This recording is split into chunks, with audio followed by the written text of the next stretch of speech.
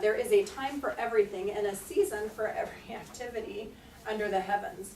And we do go through seasons. We do go through different periods in our life. There is that season when you're in high school and you can be a little bit more carefree. And then there's a season when you're a mom and you have a lot of responsibilities when you have younger children. And then as your kids grow, it's a whole nother season. Or then as you're in an empty nest, that's another season. Or even if you didn't have kids, that's another season. So we have all these different seasons. And sometimes it's easy, whatever season we're in, it's very natural to get discontent and go, wow, I wish I were married. And then when you're married, you're like, wow, it was really easy when I wasn't married. There's like every season we can focus on what we don't have versus God's filter says, be content and appreciate each season that you're in. You know, maybe as you get older, you're like, wow, it was nice when I was 20 and my eyes weren't going crazy and whatever, right? Every season, there is something that we can be content and appreciate, or we can be looking at those other seasons and wishing that we were in that.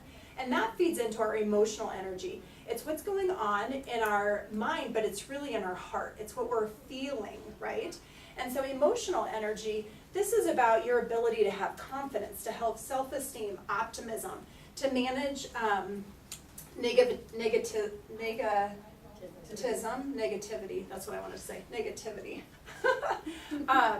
And to manage the different things going around you. It's your ability to recover. When someone negative barks on you, and then you're able to recover from that and not take it personally, or to respond in a loving way, all of that is emotional energy. Being even-tempered, being patient, being loving, all the 7 fruits of the Spirit fall under emotional energy. And so here's your little story. So Chris is very busy. It's actually me, it's Christy. Like, that's hard to make it up. Okay, so for me, emotional energy is a place recently that I figured that I am super depleted. And the reason why that is I'm working my main coaching job. I have another side job that I work. We've got 2 little kids, a 9-year-old and a 5-year-old. My husband is extremely busy in his ministry at work. I'm involved in that. Our church is going through some culture changes, which is really more emotionally taxing because there's conflict. So that's emotionally exhausting. He's emotionally exhausted, so I am emotionally spent, right? So it means that I get angry and frustrated quickly because when the stress is high, I might just snap easier.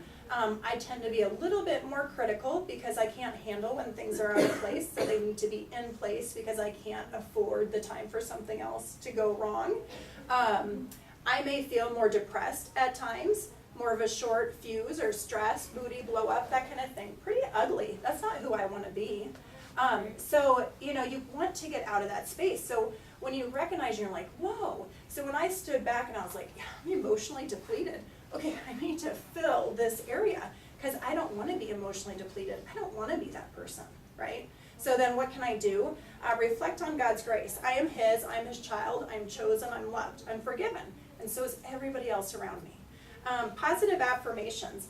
This, you know, for me as Christians, these are scripture passages taped to your bathroom mirror, taped to your refrigerator, taped to your computer, all around you, surrounding yourself with those affirmations.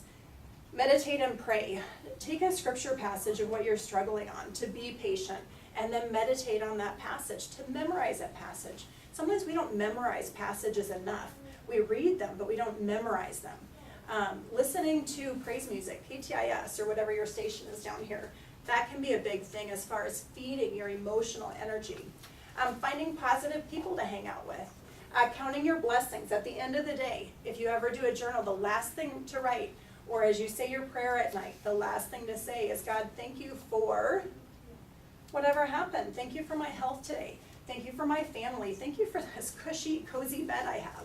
Thank you for the weather. Thank you for my house. Thank you for my kids. Whatever. Always coming back to gratitude. When we're thinking about what we're thankful for, it helps us fill our emotional tank rather than just being like, oh, so glad this day is over. That is a drain on your emotional energy versus filling your emotional energy. Does that make sense?